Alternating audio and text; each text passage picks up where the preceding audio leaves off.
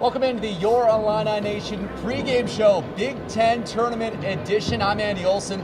He's Illini Inquirer's Derek Piper. We've been coming to you live all season before each game, and finally, Derek, we are into March, or into postseason play, and Illinois getting set for their first game here at the United Center in Chicago, facing number 10 seed Penn State, who we'll get into. It's been a bit of a boogeyman for the Illini so far this season. But Derek, it's good to be in Chicago with you once again.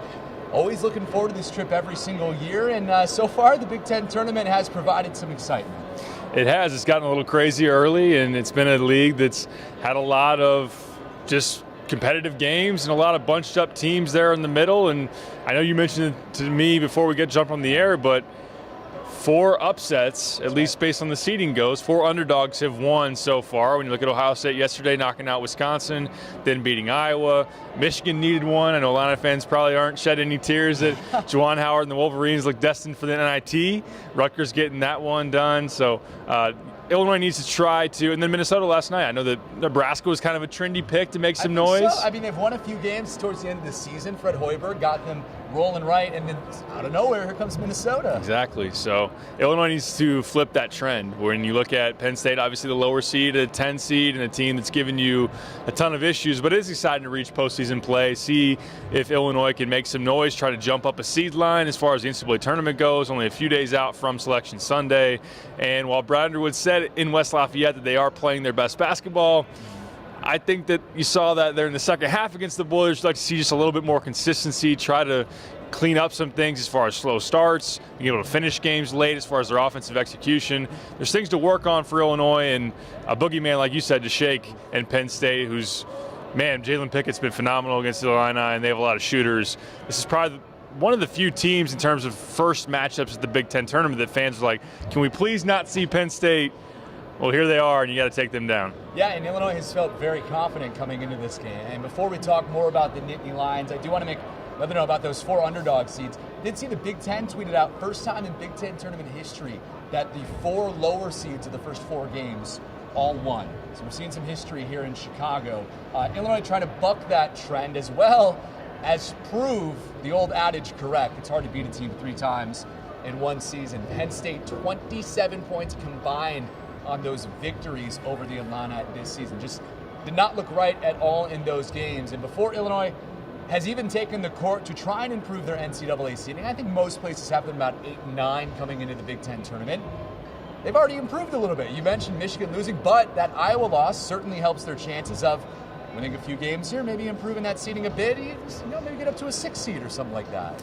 Yeah, with Iowa as a projected 7 going in, it opens the door when you need some of those teams projected a little bit ahead of you to fall early in those conference tournaments. Illinois, of course, is going to have to, on their own end of it, win a couple of games, beat Penn State, which would be a quad 2 win, not one that moves a needle a ton as far as the resume goes, but a chance to play against Northwestern, which would be a quad 1 game here tomorrow.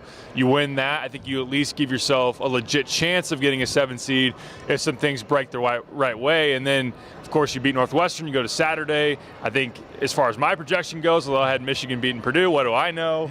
I think Indiana would probably be waiting for you, maybe Maryland. I don't think it'll be Minnesota, but you never know at this point. But Indiana and Maryland would both be quad 1. So Northwestern, and then that game on Saturday could be 2 quad 1 wins to add to your resume.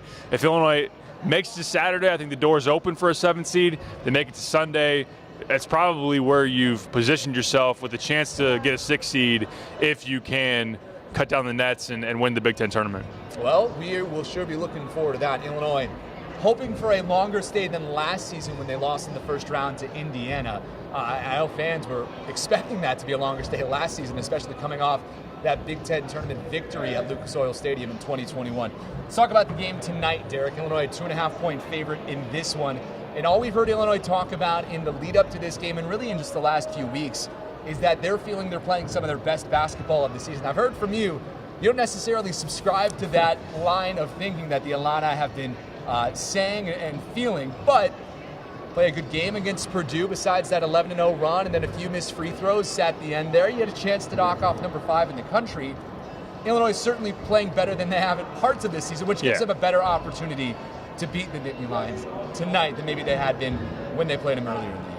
Yeah, for sure. We've seen some very encouraging stretches from Illinois. Of course, that second half against Purdue on the heels of what was a really ugly one there in the first 20 minutes. And Illinois once again let a team get off to a fast start offensively. And then the way that lead exploded from about 7 points for Purdue in the final 3.5 minutes expanded up to 21. But yeah, to be able to lock down defensively, of course, the full court press helped Illinois create some turnovers and really make Purdue's guards be loose with the ball, and Coleman Hawkins did a fabulous job on Zach Edey inside. So you look at that. You also got a really big punch from Sincere Harris. It was Luke Goody's best game off the bench to be able to step up and make a couple of threes. So I think you look at that second half against Purdue, you look at the second half against Northwestern when you're 18 down and obviously came back and won that game as snapshots of Illinois playing at a really high level. Even I think they played pretty well against Michigan for the most part. They just didn't close all that well down the stretch to make it an overtime game, but it's building upon that, trying to stretch it across a full 40 minutes, trying to have back-to-back games and really see if you can string 3 or 4 together to where you can feel like you have some real momentum going into the NCAA tournament. But I think for them, I'd like to see them kind of toe that line. I don't have a problem with them being confident, but I don't want them to be relaxed and kind of complacent. Not that I think that they feel like they've accomplished everything they want. They know, I mean, Coleman talked about it at Purdue, like we know the cameras aren't on us. We're not getting the attention that we thought we'd be getting at this point in the season, but you just hope that they don't have this thought in their mind, well, we'll turn it on when it gets there to March. Well, you're here, it's March, it's postseason play. It's show and prove time for this team. Right. It is definitely prove it time, and not only have they been saying that they're playing their best ball, they've had this idea, or fans have had this idea that this team's built for March. Do you subscribe to that theory that the way that this team is constructed, it's meant to win games now? I understand why there are aspects of Illinois that would make you feel that way. Number one, you have some guys in Matthew Meyer and Terrence Shannon who have been there before. Matthew Meyer having played in the national title game and won one with Baylor. Terrence Shannon Jr. was just in the Sweet 16 last year with Texas Tech. So the way that those guys can be the stars that you really rely upon, and we know that when you have big-time shot makers on the perimeter, some bigger wings, that really has been the formula for some teams here of late. Kansas had that last year, the national champion of this past year, when they have that size on the perimeter, the talent at the bigger wing spots to really be the top ingredient in your formula. I think also as far as defensively, we know that they can be a good defense, and with that length, athleticism, their versatility to be able to fly around there, play Coleman at the 5 and just do some different things. The one thing, or two things really, as far as what goes into traditionally a team that goes deep in March is good point guard play and a veteran guard that can kind of lead a team. Illinois doesn't necessarily have that. Shannon is playing a pseudo point guard role right now with Jaden Epps out. He's not a true point guard, as we saw in his turnover issues there against Purdue. And then three-point shooting, when you have the shooting struggles that Illinois has gone through, usually doesn't bode well for advancing deep into the tournament. Not saying it can't happen. Arkansas didn't shoot all that well last year. They made the Elite Eight.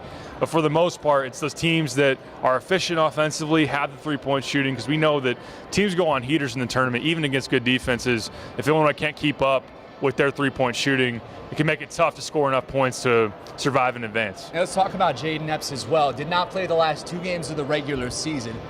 Missed the game at home against Michigan. Did not travel at all to the game against Purdue. He is traveling. That's what Brian Underwood told us Monday. That was the most recent update, Derek. And he's a game-time decision, as we hear, for tonight. I think it's just really encouraging. They tweeted out the picture from practice yesterday. He was in practice uniform on the court and had the ball in his hand. So just for a situation where a week ago you heard just how serious it sounded. It sounded like the guys were really shaken by that scene that he goes down, and obviously we don't know all the details. We know he was diagnosed with a concussion, but it sounded like it was more than just kind of a standard shot to the head. And then, I mean, he was hospitalized overnight for a reason, but the fact that now that he is at least participating in practice and basketball activities to some extent is encouraging. We'll see if he's available tonight. I went into the week not expecting him to be available for this game, and maybe not at all this weekend.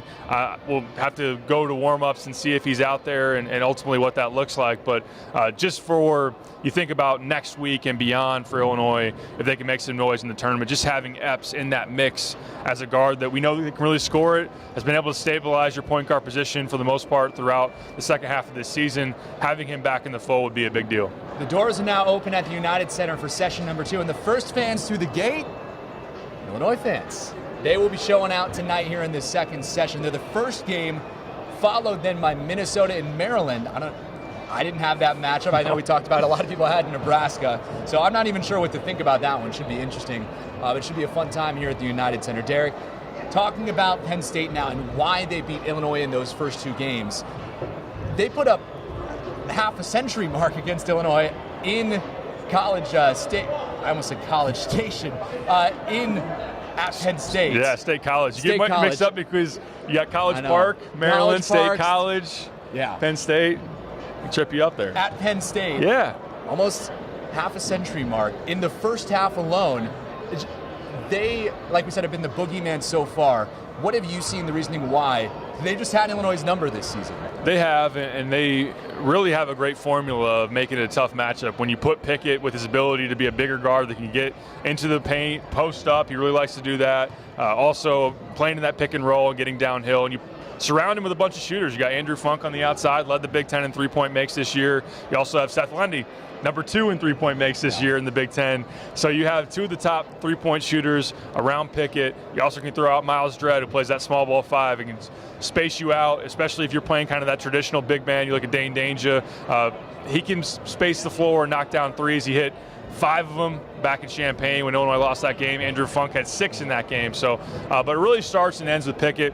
41 points, a career high against the Illini there in University Park, Bryce Jordan Center at Penn State, and also dimed it up with 8 assists. So Illinois really didn't have a good matchup for him. They didn't really try to double team him and force the ball out of his hands. I think that's something that you can try to do, but really the formula for Illinois is that they have to make sure you don't help off the wrong guys. You cannot leave Funk for 3. You cannot leave Lundy for 3. If you let those guys get going early, it'll give them that confidence and allow them to settle in to make shots. And we saw with Funk, like you make him have a couple of easy ones early, then he's hitting tough ones later in the game when it really can break your back. So I would personally like to see Ty Rogers start tonight. I would pull Dane Danger out of the starting lineup. Yep. I think that Hawkins at the 5 allows them to defend things better and also opens things up offensively to drive it. And I put Ty on Rogers. I put Ty on Pickett to start off the game. Of course, you can throw Shannon on him. You can throw Hawkins on him. Just trying to make him uncomfortable. And I also think that showing some full court press earlier in the game, maybe not waiting till you're down 10, 15 points. Of course, Illinois hoping they don't get in that circumstance, but not using it only in moments of desperation. I think you can use that as a change-up to try to get Penn State off balance, try to make Jalen Pickett pass it out, make it tough for him to get it back. Just try to throw the kitchen sink at them. They've blitzed you. They have embarrassed you. Why not throw everything you got at the Illini or at the Penn State? And why do you think that Ty Rogers would provide such a better matchup against Jalen Pickett over someone like Dane Danger would be in the starting lineup? I think Ty has that combination of length and strength and ability to be someone that can be physical.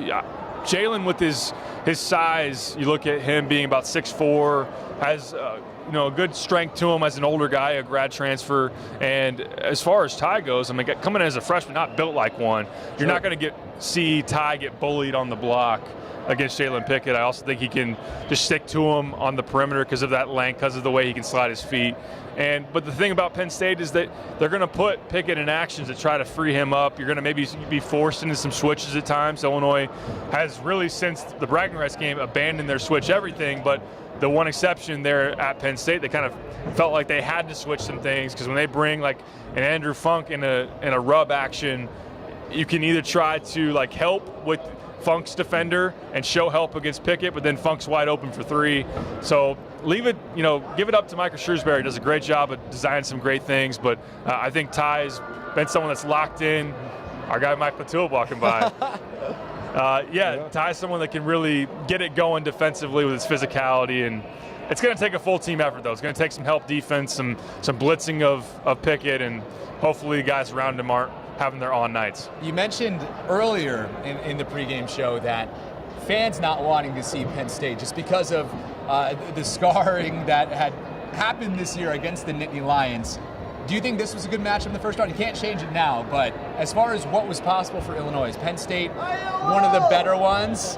A lot of Illinois fans here that the Illini could have expected in this, I guess it's technically the second round? Not necessarily, no. Yeah. I think that as you look back, I don't know, Rutgers played a pretty good game today. One of the scenarios with Illinois losing at Purdue, they were either going to play Rutgers in the 8-9 game, they could have played Indiana in the 8-9, or got Penn State in the 7-10.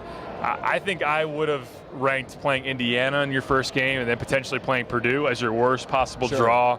Of course, you look at, as far as if Illinois can get through Penn State, I certainly like them playing Northwestern tomorrow more so than rematching with Purdue if they were on that 8-9 line. But Penn State, because of what they've done to Illinois with their offense, they are this kind of that unique matchup. Pickett obviously has hurt them more than anybody that Illinois has seen. I mean, Trace Jackson Davis had a huge game there in Champaign. Even in Bloomington, when Illinois doubled him, was very productive. They played some really talented guys. Pickett has thrashed them more than anybody. So no, I don't think it's a great matchup. I do think as far as what Illinois can do offensively against the Penn State defense that hasn't been all that good and don't have much rim protection there on the inside, I think Illinois should have no problem scoring it. I actually want to see them go downhill more tonight than they did in the last matchup. They shot 27 threes the last time these two teams got together.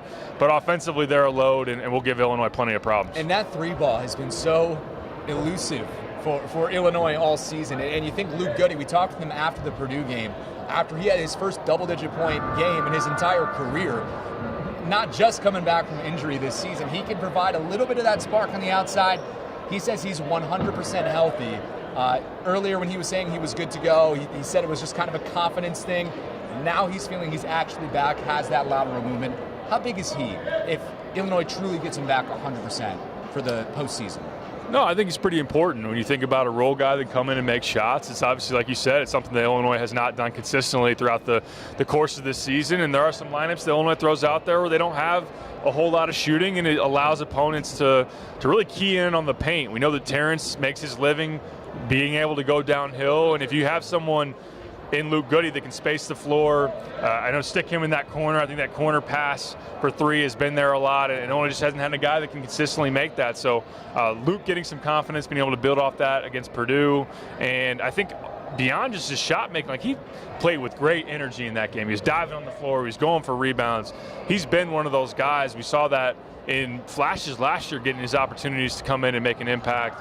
So it gives Illinois a chance to have a good amount of depth, because I think that Rogers has been trending really well down the stretch. Melendez has really picked things up. Sincere did a great job against Purdue. If Luke is part of that mix, then all of a sudden you've got a good collection of pieces to plug and play in there, and kind of, if it's one guy's off night, you can plug in someone else. And I think Luke, with his shot making, somebody that people want to see on the floor for sure.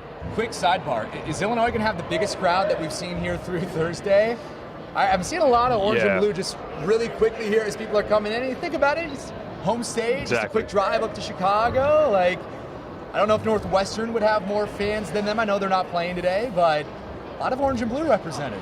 Yeah, I definitely think Illinois is going to outdraw anybody up to this point, and maybe throughout the entire weekend. Illinois is going to have to win tonight to really draw that whole crowd. I know some people, personally, I think a lot of people probably out there maybe waiting to see the result tonight, and if you're up in the air about, will I drive up on Friday and see what would be a really fun Illinois-Northwestern matchup here in Chicago. And as far as Northwestern goes, I mean, usually Illinois outdraws them in their home building when those two teams get together. So I think that Illini fans will turn out well. Iowa had a decent contingent. They did. They're probably outside selling their tickets right now. They might have bought an entire weekend's pass and might want to get back home. But yeah, that's always a fun dynamic when you just bring a lot of fan bases together. I think for tonight's session, for sure, Illinois is going to be able to outdraw everybody. I'm excited for it's my first Big Ten tournament in the United Center. It brings a different feeling when you're in the house that Jordan built. We got the statue behind us and everything. Should be an interesting one tonight. I know it was a close one in Indianapolis last year. I would have liked to see that arena a little bit longer than just one day. But should be a fun one tonight, Derek. Let's just get into this matchup and your thoughts on how you see this one playing out. We talked a lot about what happened during the regular season. What's different about Illinois this time around? Now, considering all that we talked about, how do you see this one playing out tonight?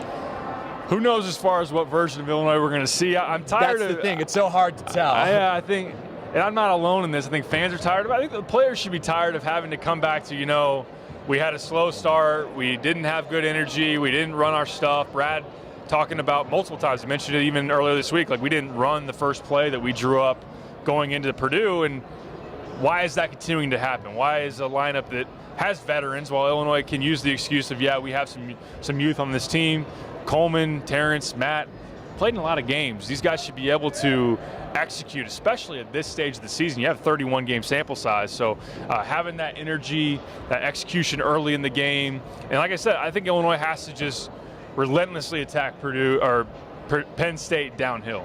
I think they have to go downhill, not settle for threes. That can really kill momentum. That can hurt your ability to string good possessions together. And with the lack of rim protection, with the fact that Illinois is pretty, as far as a matchup goes, overwhelming Penn State with their athleticism, with their length, I look for guys like Shannon, Rogers, Hawkins to go downhill. And then with Pickett, you just hope he doesn't go into God mode against you again. I mean, what he was doing to you there in the last matchup, I don't know if anybody could stop. Now, Illinois, I think the key for Brad is to have different things you can throw at him. I think Illinois, if you want to nitpick a little bit, maybe didn't adjust enough and say, okay, he's killing us one-on-one, we got to double him. Or they're running whatever they want in the half court, we got to full court press them.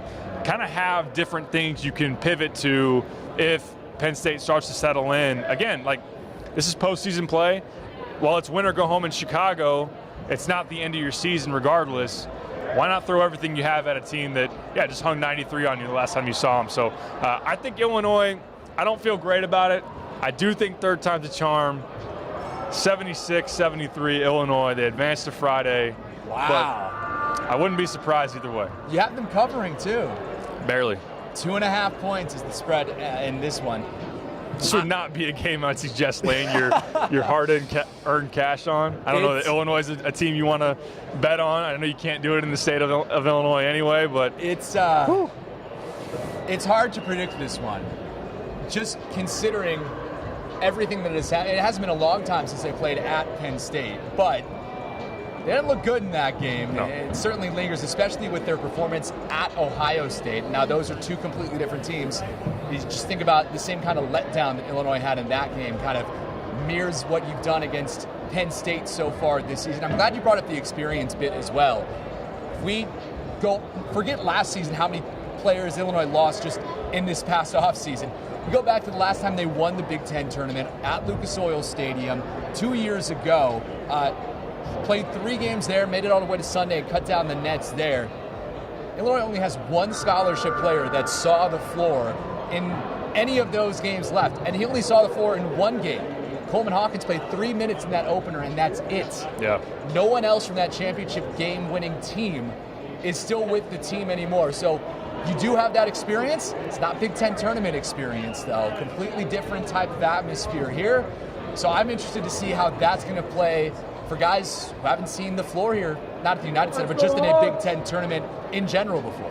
No, that's a good point. And obviously, like Terrence Shannon, Matthew Meyer have played in conference tournaments, but not this one in particular. And you would hope that the freshmen are able to play in an NBA arena, be able to channel your energy the right way, not be too excitable, but obviously not too nervous. I think that they've, unlike some previous years, played a lot more minutes than maybe even we saw Luke Goody, obviously RJ Melendez play last year. So we'll see. You're back in the United Center for the first time since 2019 in terms of the Big Ten tournament goes, and it'll be really fun to see what Illinois can come out and do. Now, they have played well in neutral site games this year. Of course, getting the wins, right, the biggest wins in your resume, UCLA and Texas, so that at least provides some type of experience that you can draw upon. Now, they had one neutral site there at bragging rights that wasn't so good, but another dynamic that we haven't really mentioned, Penn State's right on the cut line for the NCAA tournament. They're on the right side of the bubble as of right now. I know Joe Lenardi and Brad Evans, our friend who was on our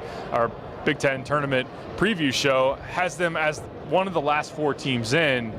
I don't think this is make or break for them. Like, they could still lose this game and get in because this isn't one that's going to kill them. But this would really remove all doubt of any kind of sweat on Selection Sunday. So there's a lot of motivation on the Penn State side. Even more of a reason for Illinois not to try to sleepwalk through this one early. Don't feel yourself out, because Penn State has all the motivation in the world and obviously all the confidence against Illinois based on what they put on display against you. I'm glad you mentioned the NBA arena thing, because technically Illinois in NBA arenas this year, 1-0. Not as much neutral sites, because St. Louis not an NBA arena, Las Vegas not an NBA arena. Not yet, possibly. Who knows what happens in the future. But as of now, season 1-0, it was at MSG. We'll see what they do in this NBA arena. And we talked with some guys who are from Chicago, Ty Rogers, who spent some years in high school here after coming over from Michigan, never played in the United Center before. Terrence Shannon Jr. grew up in Chicago. Can't say that he remembers last time he played in the United Center. Says it was probably some high school tournament or something like that. So it's been a while since he's played at home in front of his hometown crowd. I think that's another bit to think about in this one. Guys going to be motivated to play here at home in Illinois' home state in Chicago, the premier city in the state, and I think that definitely adds something to it. As far as my prediction, you said yours a while ago, 76-73. Mm-hmm. I'm going to stick with it. Illinois did break the trend of that 70-point mark, winning and losing. They did win a high-scoring game finally against Michigan. It needed to go to overtime for that to be the case. I'm going to go 72-67, I think. I'm going to say 5-point victory. I'm going to use that 70-point mark as kind of like my buffer for an Illinois win. I do think that they take this one. Would I be surprised if Penn State takes it? Not at all. No. Would I be surprised if Penn State's up 10-0 to begin the game? Not at all with this Illinois team. And that's one thing, Derek, clearly to keep an eye on. Is the start in this one? Because Illinois said they haven't played a full 40 minutes yet, but what are your final thoughts about just things to watch in this game that gets started in about, I think we're under an hour now, about 45 minutes to go? Yeah, it's been 4 of the last 7 games. You've had a double-digit halftime deficit. That's something to think about in terms of the slow starts. Even a game that wasn't the case that way. I mean, Michigan came out and led 10-4 by the first media timeout.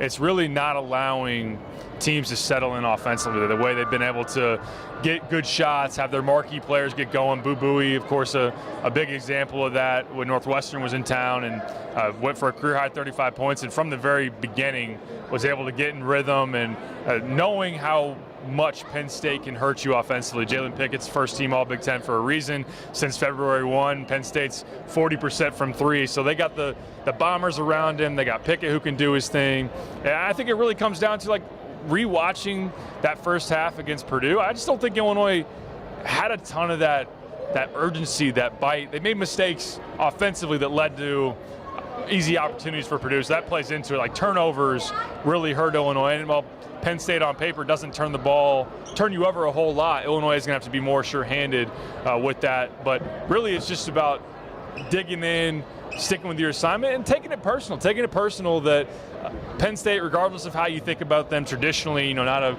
a basketball power, not someone that if you're listing off the Big Ten teams that scare you or ones that you really respect aren't coming front of mind, but this team's embarrassed you twice. I mean, you lost by 12 there at Penn State, and it really didn't seem that close. They were up by 20 for a good chunk of that second half, and then you lost by 15 at home on your home floor against them. So take it personal, come out with fire and urgency, know that Penn State's going to have that as far as what's at stake for them.